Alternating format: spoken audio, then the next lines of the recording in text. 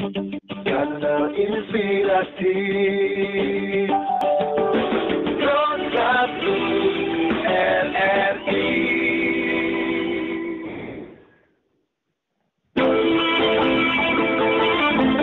Religi Pagi. Assalamualaikum warahmatullahi wabarakatuh. Selamat pagi pendengar. Selamat berjumpa kembali bersama kami Radio Republik Indonesia, program 1 jam di Kanal Inspirasi. Saya kembali hadir menemani Anda semua untuk edisi hari ini di Religi Pagi.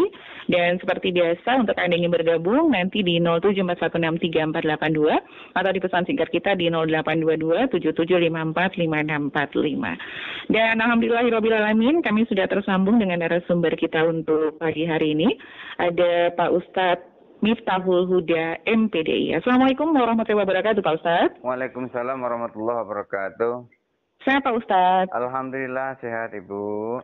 Alhamdulillahirobbilalamin. Pak Ustadz, di kebersamaan kita untuk religi pagi hari ini akan menghadirkan topik terkait membaca Al-Quran dengan tujuan berobat dengannya ya Pak Ustadz ya? Iya. Oke. Nah kita akan mendengarkan langsung pendengar paparan singkat dari narasumber kita untuk pagi hari ini. Ada Pak Ustadz Miftahul Huda MPDI untuk topik kita membaca Al-Quran dengan tujuan berobat dengannya. Silakan Pak Ustadz. Bismillahirrahmanirrahim.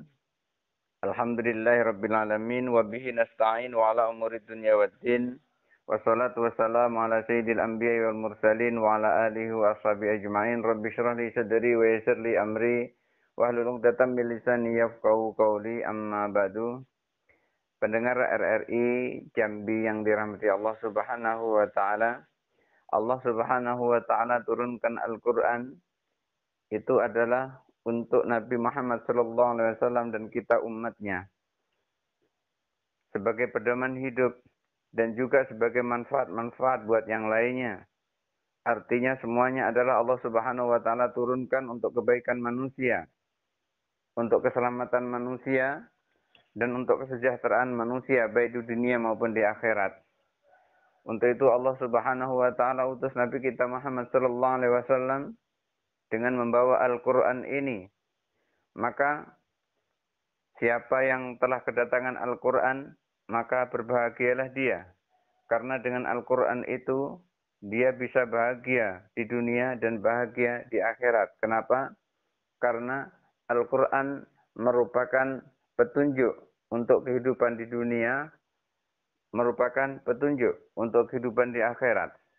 Di samping itu juga, Al-Quran adalah merupakan pegangan, merupakan pinjakan, merupakan patokan, merupakan undang-undang, atau merupakan aturan-aturan yang kita laksanakan. Dan apabila kita mematuhi apa yang dikatakan Al-Quran, artinya kita mematuhi Allah Subhanahu wa ta'ala, karena Al-Quran adalah kalamullah. Dan siapa yang mematuhi Al-Quran itu, maka niscaya hidup kita akan selamat di dunia, pun pula akan selamat di akhirat. Pendengar RRI yang dirahmati Allah Subhanahu wa ta'ala. Di samping Al-Quran sebagai petunjuk, di samping Al-Quran sebagai aturan-aturan jalan hidup di dunia maupun di akhirat, maka Al-Quran itu juga merupakan rahmatan lil alamin, sebagai rahmat bagi sekalian alam. Dan juga Al-Quran itu merupakan syifaan, sebagai obat atau penawar bagi segala macam penyakit. Allah Subhanahu wa ta'ala turunkan penyakit, Allah Subhanahu wa ta'ala juga turunkan obatnya. Di antaranya salah satu obat yang diturunkan oleh Allah Subhanahu wa ta'ala adalah melalui Al-Quran. Ketika seseorang membaca Al-Quran, kemudian di dalam membacanya itu ada niat, maka membacanya itu nanti akan tergantung pada niatnya. Ketika niatnya itu adalah minta pahala kepada Allah Subhanahu wa ta'ala, maka Allah akan kasih pahala itu. Siapa yang memintanya itu untuk kelapangan rezeki, maka Allah Subhanahu wa ta'ala akan lapangkan rezekinya. Siapa yang membaca Al-Quran tujuan untuk menghilangkan duka lara dalam hati dalam Al-Quran, maka Allah akan turunkan kegembiraan untuknya. Dan siapa yang membaca Al-Quran itu untuk obat pada dirinya, untuk penawar dari suatu penyakit pada dirinya, maka Allah Subhanahu wa ta'ala akan turunkan obat untuknya. Pendengar RRI yang dirahmati Allah Subhanahu wa taala. Dalam sebuah riwayat diceritakan bahwa dulu pernah Rasulullah Shallallahu alaihi wasallam itu mengalami sebuah penyakit, di mana ketika Rasulullah Shallallahu alaihi wasallam sakit itu melihat sesuatu, itu bukan sesuatu itu yang dilihat. Yang dilihat adalah sesuatu yang lain. Maka malaikat berdiskusi di antara malaikat, kenapa Nabi Muhammad SAW bisa terjadi seperti ini? Lalu ditemukanlah masalahnya. Ternyata Nabi Muhammad SAW sedang mengalami terkena sihir. Sihir seorang Yahudi yang tidak suka kepada Nabi Muhammad SAW. Lalu Allah Subhanahu wa taala turunkan ayat untuk mengatasi permasalahan yang ada pada diri Rasulullah SAW dan juga pada diri kita. Apa itu? Maka diturunkanlah surah Al-Ikhlas. Bismillahirrahmanirrahim. Qul huwallahu ahad, Allahus samad, lam yalid wa lam yulad wa lam yakul lahu kufuwan ahad. Kemudian juga diturunkan surah Al-Falaq. Bismillahirrahmanirrahim. Qul a'udzu birabbil falaq min syarri ma khalaq wa min syarri ghasikin idza waqab wa min syarri nafasati fil 'uqad wa min syarri hasidin idza hasad. Kemudian diturunkan juga surah An-Nas. Bismillahirrahmanirrahim. Qul a'udzu birabbin nas, malikin nas, ilahin nas, min syarril waswasil khannas, alladzi yuwaswisu fi sudurin nas minal jinnati wan nas. 3 ayat ini diturunkan untuk Nabi sallallahu alaihi wasallam, untuk kesembuhan Nabi sallallahu alaihi wasallam, agar sihir yang dikirim oleh orang Yahudi itu bisa lepas dari diri Rasulullah sallallahu alaihi wasallam. Coba bayangkan, Rasulullah yang sangat dekat kepada Allah itu masih juga bisa terkena sihir, apalagi kita yang tidak terlalu dekat kepada Allah Subhanahu wa taala, yang kadang dekat kadang tidak. Untuk itu seyogyanya sehabis kita sholat subuh dianjurkan untuk membaca Qul huwallahu ahad, surah Al-Ikhlas sebanyak 3 kali. Kita dianjurkan untuk membaca surah Al-Falaq, Qul a'udzu birabbil falaq 3 kali. Kemudian kita dianjurkan juga untuk membaca surah An-Nas, Qul a'udzu birabbin nas sebanyak 3 kali. Maka setelah kita membaca 3 ayat itu, 3 surat itu, surah Al-Ikhlas, surah Al-Falaq, surah An-Nas, kita telah membaca itu, seyogyanya kita tiupkan telapak tangan kita, kemudian kita usapkan ke seluruh tubuh kita, mulai dari kepala sampai ke kaki yang bisa kita jangkau usapannya. Karena Nabi juga pernah melakukan seperti itu. Untuk itu, pendengar RRI yang dirahmati Allah Subhanahu wa taala, seseorang ketika membaca Al-Qur'an, bisa jadi ia membaca Al-Qur'an itu niatnya untuk memperlancar bacaannya. Bisa jadi insya Allah nanti bacaannya pun akan lancar. Dia membaca Al-Quran niatnya untuk menghafal Al-Quran. Insya Allah nanti Allah berikan hafalan terhadap Al-Quran yang dia baca itu. Ada juga orang membaca Al-Quran niatnya minta dilapangkan rezeki. Maka ketika ia minta dilapangkan rezeki, maka Allah akan lapangkan rezekinya itu. Ketika dia membaca Al-Quran, niatnya adalah untuk menghilangkan kedukaan dan kesengsaraan hati. Artinya sakit hati. Hatinya ini sedih. Untuk menghilangkan kesedihan hati. Maka Allah akan turunkan kegembiraan pada dirinya. Dan apabila ada orang yang membaca Al-Quran, diniatkan dirinya adalah untuk mengobati penyakit pada dirinya. Maka Allah Subhanahu wa ta'ala insya Allah akan hilangkan, akan sembuhkan penyakit yang ia mohonkan kepada Allah Subhanahu wa taala melalui Al-Qur'an itu. Untuk itu, pendengar yang dirahmati Allah Subhanahu wa taala, kita ini tidak boleh jauh-jauh dari Al-Qur'an. Setiap hari kita harus membaca Al-Qur'an, setiap hari kita harus membuka musnad Al-Qur'an. Syukur-syukur kita bisa menghafal Al-Qur'an sedikit demi sedikit, karena Al-Quran itu sesungguhnya adalah berada di dalam hati kita, bukan yang berada di dalam lembaran-lembaran kertas itu. Ketika Al-Quran cuma ada di dalam lembaran-lembaran, maka Al-Quran itu tidak menyatu dengan kita. Tetapi ketika Al-Quran itu berada di hati kita, berada di lisan kita, maka Al-Quran itu bisa kemana-mana bersama kita. Untuk itu, pendengar RRI yang dirahmati Allah Subhanahu wa Ta'ala, mari kita biasakan setiap hari kita membaca Al-Quran. Membaca Al-Quran tidak perlu mengincar jumlahnya banyak, tetapi yang penting adalah setiap hari rutin. Setiap hari kita baca, walaupun hanya sedikit.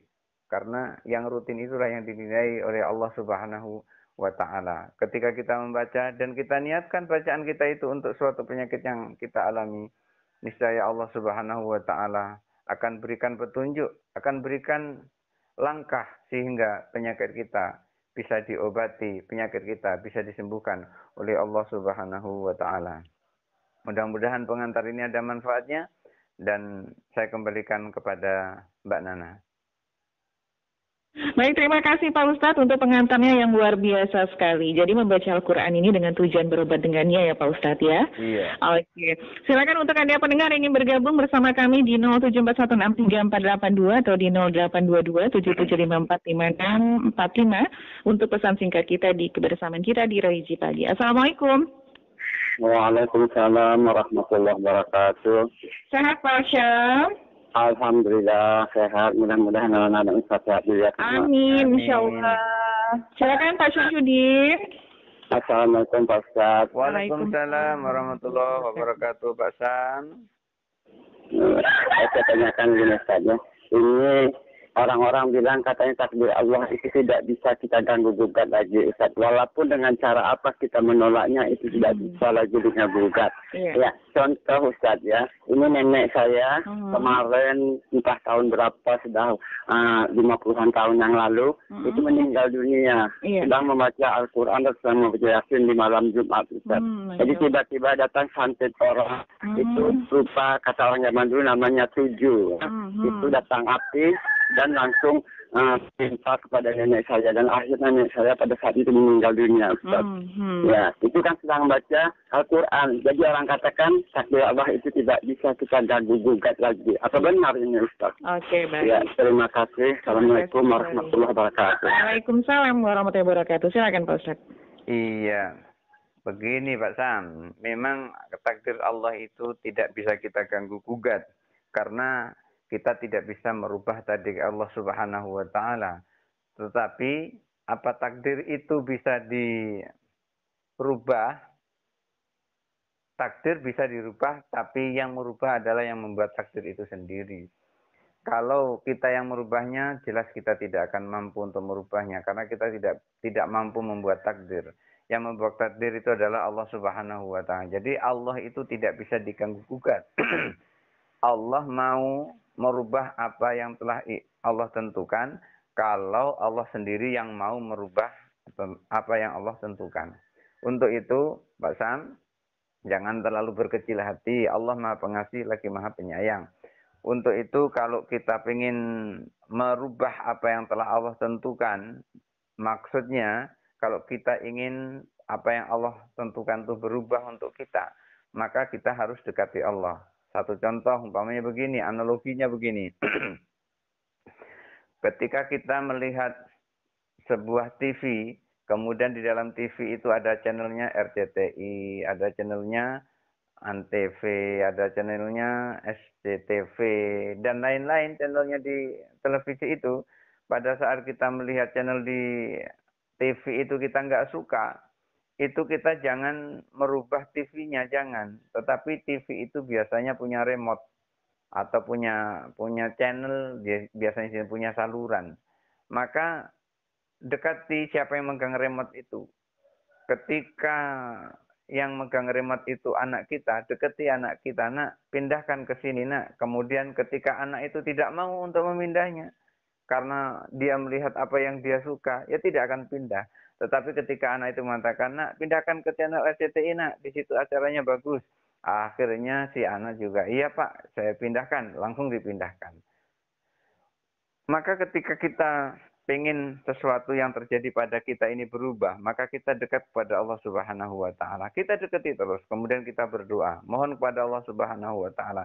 Ketika Allah mau dan menerima apa yang kita permohonkan, apa yang kita doa, apa yang kita minta kepada Allah Subhanahu wa taala, niscaya nanti akan berubah. Nah, seperti halnya itu tadi, ketika seseorang kemudian terkena musibah, seperti dikirim santet, apa tadi namanya itu, oleh Pak Sam disebutkan, kemudian kita mohon kepada Allah Subhanahu wa taala, tentu mohonnya itu adalah mohon yang dia tahu bagaimana cara minta kepada Allah Subhanahu wa taala, bukan tidak tahu caranya. Dan orang itu yang sudah terbiasa, seperti ketika kita berobat ke dokter, tentu dokter itu adalah seseorang yang sudah biasa mengobati penyakit, sehingga dia tahu cara-caranya, dan bahkan dia tahu bagaimana cara kerjanya. Maka untuk itu kita pun juga memohon kepada Allah Subhanahu wa taala, kalau kita tidak bisa langsung, ya tentu melalui pertolongan orang yang paham tentang itu. Karena setiap sesuatu kan punya ahlinya. Ada ustadz ahli nahwu, maka bertanyalah soal tata bahasa kepadanya. Ada ustadz ahli tafsir, maka bertanyalah tentang ustadz yang ahli tafsir seperti itu. Ada ustadz ahli dalam hal ilmu-ilmu seperti ini, ilmu-ilmu seperti ilmu untuk merusak orang yang seperti ini, maka bertanyalah kepada dia. Nanti akan diberi petunjuk oleh dia. Lalu ketika ia diberi petunjuk oleh dia, oleh ustadz yang memahami tentang hal ini, karena tidak semua ustadz memahami tentang hal ini, maka nanti akan diberi petunjuk oleh dia. Kemudian Allah Subhanahu wa taala melalui petunjuknya itu nanti dilaksanakan, Allah akan berikan kesembuhan dari penyakit yang dideritanya. Jadi ketika seseorang mengalami musibah seperti itu tadi, seperti yang disampaikan oleh Pak Sam tadi, maka orang itu jangan langsung bertindak sendiri, tetapi kalau bisa carilah orang yang paham tentang itu, seorang ulama, seorang ustadz, seorang kiai yang memahami tentang hal itu, kemudian nanti akan dibimbing oleh beliau untuk mencapai keinginannya yang ingin lepas dari ikatan itu. Karena Nabi Shallallahu Alaihi Wasallam juga tidak menyembuhkan dirinya sendiri, tapi dibantu oleh malaikat yang membimbingnya sehingga beliau terlepas. Dan setelah itu ditunjukkan apa itu pengirim atau penyebabnya, ternyata adalah sabut dari kurma yang diletakkan di sumur, dan bahkan sumur itu pun ditutup agar jangan sampai teluhnya atau santetnya orang-orang Yahudi itu akan berkembang atau menjalar kepada yang lainnya. Untuk itu Pak Sam, kalau memang nenek Pak Sam yang seperti itu dan tidak tertolong, itu artinya sudah kehendak Allah Subhanahu wa taala. Tetapi untuk kedepannya, untuk Pak Sam, jangan lupa, karena kita juga diajarkan di dalam banyak riwayat bahwa siapa orang yang membaca surah Al-Ikhlas 3 kali, surah Al-Falaq 3 kali, surah An-Nas 3 kali setelah salat subuh, maka Allah Subhanahu wa taala akan jaga dari buhul-buhul, akan Allah jaga dari orang-orang yang berniat jahat dari belakang seperti itu. Demikian juga ketika dia membaca surah Al-Ikhlas 3 kali, surah Al-Falaq 3 kali, surah An-Nas 3 kali setelah sholat asar atau di sore hari. Jadi ketika dibaca di sore hari setelah sholat asar, Allah akan jaga dari mulai sholat asar itu sampai ke subuh.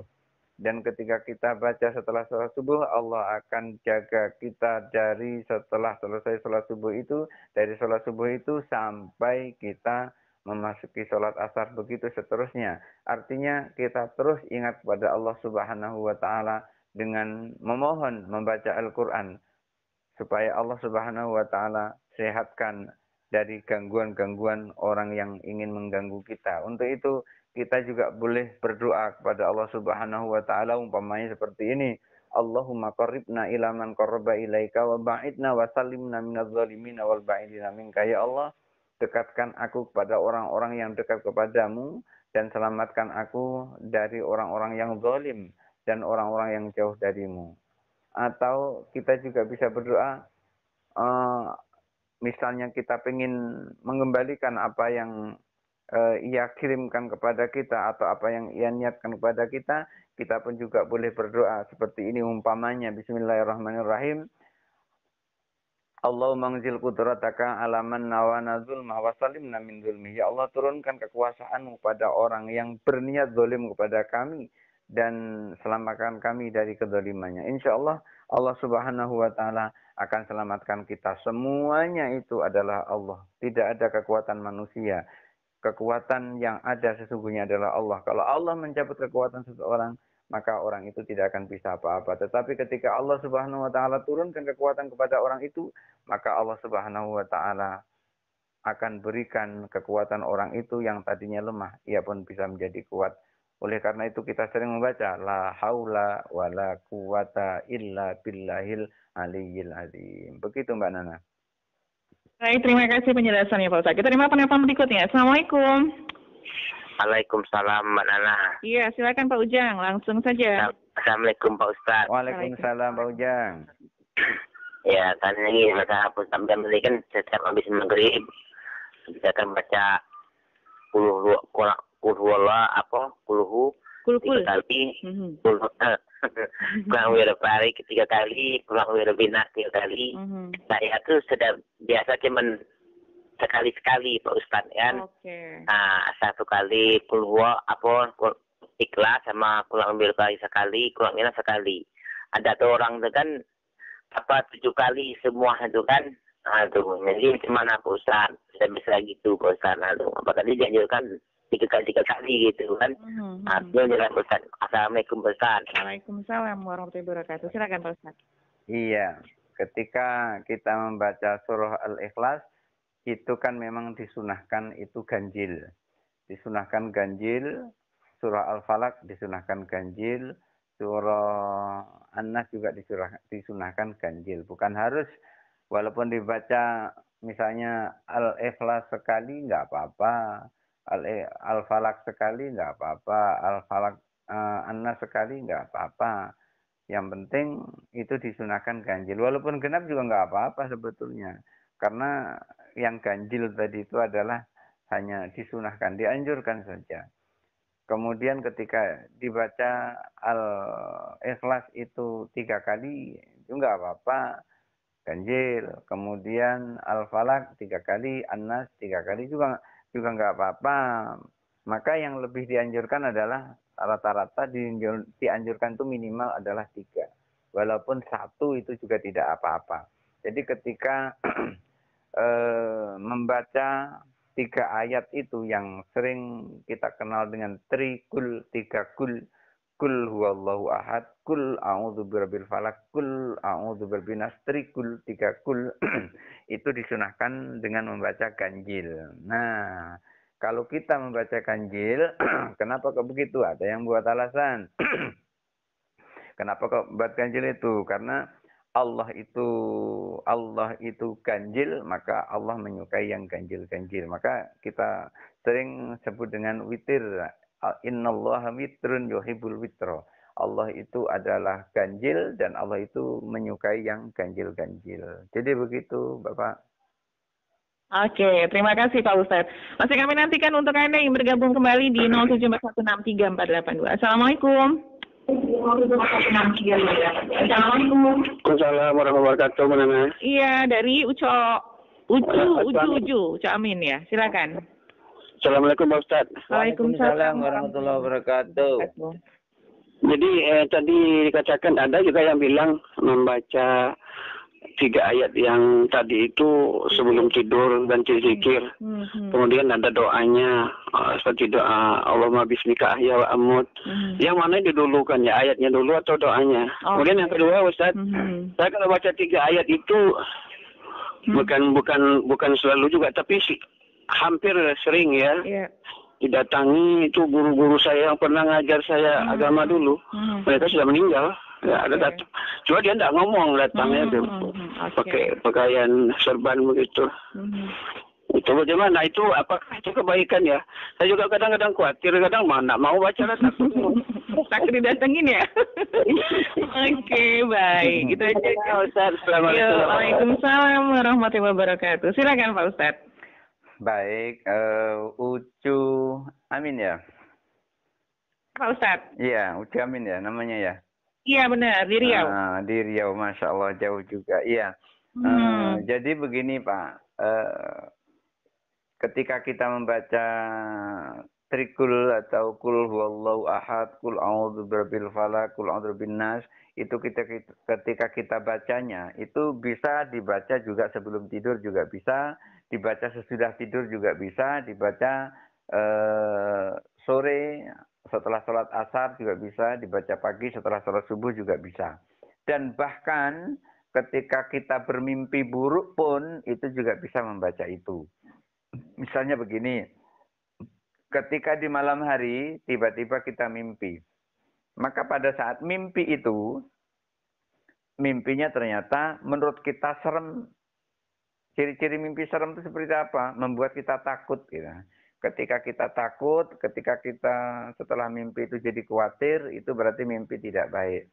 Maka ketika kita terjadi mimpi tidak baik seperti itu, maka seyogianya diajarkan oleh Syekh Abdul Qadir Jailani di dalam kitab Al-Ghunyah li Tharibi Thariqil Haq Azza wa Jalla di bab An-Naum, di bab tidur, maka di situ dianjurkan kita disuruh atau diajarkan oleh Rasulullah SAW agar kita meludah ke arah kiri, meludahnya kecil-kecil saja. Niatnya adalah meludahi setan, meludah ke arah kiri. 3 kali kita meludahnya. Jadi begitu kita mimpi, kemudian terbangun, begitu terbangun langsung meludah ke arah kiri. Ketika meludah ke arah kiri itu meludahnya sebanyak 3 kali. Niatnya adalah untuk meludahi setan. Setelah itu kita dianjurkan untuk berdoa setelah itu. Berdoa supaya dalam hati kita minta kepada Allah supaya yang terjadi dalam mimpi itu tidak terjadi, kemudian dirubah oleh Allah menjadi kebaikan. Jadi Allahumma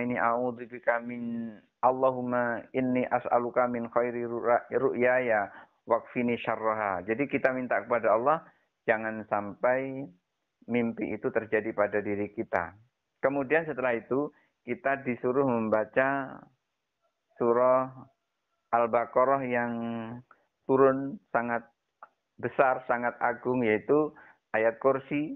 Allahu la ilaha illa huwal hayyul qayyum la ta'khudhuhu sinatun wa la naum lahu ma fis samawati wa ma fil ardi man dzal ladzi yashfa'u indahu illa bi idzni ya'lamu ma baina aydihim wa ma khalfahum wa la yuhituna bi syai'in min ilmihi illa bima syaa wa wasi'a kursiyyuhu samawati wal ardi wa la ya'uduhu hifdzuhuma wa huwal 'aliyyul 'azim. Setelah itu kita dianjurkan untuk membaca kul huwallahu ahad itu tadi 3 kali, kul a'udzu bil falaq 3 kali, kemudian kul a'udzu bin nas 3 kali. Maka kalau kita mengalami seperti itu, mengalami mimpi yang kita anggap itu adalah mimpi buruk, maka mimpi itu tidak akan jadi. Mimpi itu hanya sekedar terjadi pada mimpi saja, tidak akan terjadi pada kenyataan. Nah, kalau Pak Ucu tadi itu setiap mau tidur membaca itu bagus. Dan bahkan ketika kita mau tidur itu dianjurkan untuk membaca ayat kursi. Maka ketika kita membaca ayat kursi, Allah akan lindungi diri kita dari segala yang membahayakan dari diri kita. Saya pernah membaca sebuah riwayat pada zaman Syekh Abdul Qadir Jailani. Di situ ada seorang pedagang. Ketika pedagang itu menyewa sebuah ruko lah kalau sekarang ini. Kemudian ketika disewa itu rukonya tidak mahal, rukonya murah. Tapi rata-rata orang yang menyewa ruko itu, kemudian paginya dia kena masalah. Maka dikasih tahu di sini adalah ruko angker. Apakah kamu masih tetap ingin menyewa ruko ini? Kemudian dia jawab, iya, aku tetap menyewa ruko ini. Akhirnya ada terjadi dialog di situ antara pemilik dan orang yang menyewa ruko itu. Kemudian si orang yang menyewa ruko tadi malamnya, karena dia adalah seorang ulama, malamnya dia berzikir kepada Allah Subhanahu wa taala. Saat dia membaca ayat kursi, Allahu la ilaha illa huwal hayyul qayyum, itu serasa ada suara bergema, seakan ada yang mengikuti. Jadi Allahu la ilaha illa huwal hayyul qayyum, ada yang ngikuti. La ta'khudhu sinatun wa la naum, ada yang ngikuti terus sampai akhirnya wala ya'udu hifdzuhuma. Sampai di situ suara yang seperti yang ngikuti tadi itu enggak kedengaran lagi. Karena enggak kedengaran, dia pastikan mana tadi yang ngikuti suara tadi. Akhirnya baca lagi. Wala ya'udhu hifdzuhuma. Dah ada lagi suara yang ikuti. Akhirnya diulang yang ketiga. Wala ya'udhu hifdzuhuma. Pada saat dia ngulang yang ketiga itu, tercium bau rambut terbakar. Atau bau kulit terbakar. Nah, kemudian ia teruskan. Teruskan. Wala ya'udhu hifdzuhuma wa huwal aliyyul azim. Ternyata kenapa kita dianjurkan untuk membaca ayat kursi? Pada saat kita membaca kursi sampai wala ya'udhu hifdzuma itu dibaca sampai 3 kali, itu ternyata ada pengalaman ulama yang membaca ayat kursi, kemudian ditirukan oleh orang sampai di situ, sampai wala ya'udhu hifdzuma tidak dia tirukan kembali. Ternyata di penjelasan itu seorang jin yang mengganggu pada saat itu telah terbakar dengan adanya membaca ayat kursi itu tadi. Nah, akhirnya dia pun selamat, tidak seperti yang lainnya yang ngontrak ruko itu pada saat dia berdagang di situ. Jadi ketika kita mau tidur membaca ayat kursi, maka Allah Subhanahu wa taala insya Allah akan jaga kita, jaga harta kita, jaga diri kita. Dan penjelasan-penjelasan lain juga sangat banyak sekali. Untuk itu bagus sekali Pak Ucu ketika sebelum mau tidur itu membaca ayat kursi, baca qul huwallahu ahad, qul a'udzu birabbil falaq, qul a'udzu birabbin nas, kemudian terus bacalah bismikallahumma ahya wa bismika amut. Nah, itu sekurang-kurangnya baca seperti itu. Dan baca doa mau tidur yang lain juga boleh. Apa ada doa tidurnya? Ada. Dijelaskan di dalam kitab Al-Ghunyah itu ada agak panjang doanya. Dan biasanya orang yang berdoa seperti ini adalah orang yang susah tidur. Ketika orang itu susah tidur, maka doa seperti yang diajarkan oleh Syekh Abdul Qadir Jilani ini dari Rasulullah SAW, maka orang itu biasanya akan dimudahkan oleh Allah untuk tidur. Tidur itu adalah kehendak Allah. Walaupun kita ngantuk, kalau Allah tidak menghendaki kita tidur, sulit untuk tidur. Untuk itu kita memohon kepada Allah agar Allah punya kehendak kepada kita untuk tidur pada saat waktunya kita tidur. Jadi begitu Pak Ancu. Jadi nggak apa-apa sebelum kita sholat, sebelum kita tidur malam, kita baca ayat kursi, itu juga bagus. Saya kembalikan kepada Mbak Nana. Baik, terima kasih Pak Ustadz penjelasannya yang luar biasa sekali. Tapi sayang sekali Pak Ustadz kebersamaan kita di Religi Pagi harus kita tuntaskan. Silakan Pak Ustadz, ada yang mau disampaikan sebagai penutup jumpa kita? Pendengar RRI yang dirahmati Allah Subhanahu wa taala, semuanya itu adalah kita bergantung pada Allah Subhanahu wa taala. Jangan bergantung kepada selain Allah Subhanahu wa taala. Kalau kita bergantung kepada selain Allah Subhanahu wa taala, maka kita akan mendapat kerugian yang sangat besar. Tetapi ketika kita bergantung pada Allah Subhanahu wa taala, maka kita tidak akan pernah menyesal sama sekali karena Allah adalah Maha Kuat tempat untuk kita bergantung.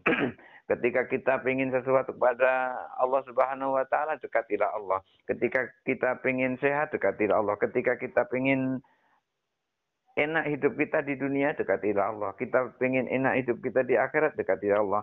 Maka ketika kita mendekati Allah Subhanahu wa taala dalam keadaan susah maupun senang, ketika dalam keadaan senang kita mendekati Allah, maka Allah pun nanti akan mendekati kita pada saat susah. Tetapi ketika kita tidak pernah mau dekat kepada Allah Subhanahu wa taala, maka orang itu akan rugi sama sekali. Untuk itu, pendengar RRI yang dirahmati Allah Subhanahu wa taala, Mari kita gantungkan semuanya kepada Allah Subhanahu wa taala, jangan kita gantungkan kepada selain Allah. Kita membaca Al-Qur'an tujuannya adalah Allah, kita sholat tujuannya adalah Allah, kita berpuasa tujuannya Allah, semuanya adalah tujuan kepada Allah Subhanahu wa taala, bukan selain Allah Subhanahu wa taala. Apabila kita bisa melakukan seperti itu, maka Allah Subhanahu wa taala siap setiap saat untuk membantu kita, karena Allah Subhanahu wa taala selalu bersama kita, bersama orang-orang yang sabar, bersama orang-orang yang dekat kepadanya, dan Allah Subhanahu wa taala akan selalu siap untuk menolong kita. Untuk itu, pendengar yang dirahmati Allah,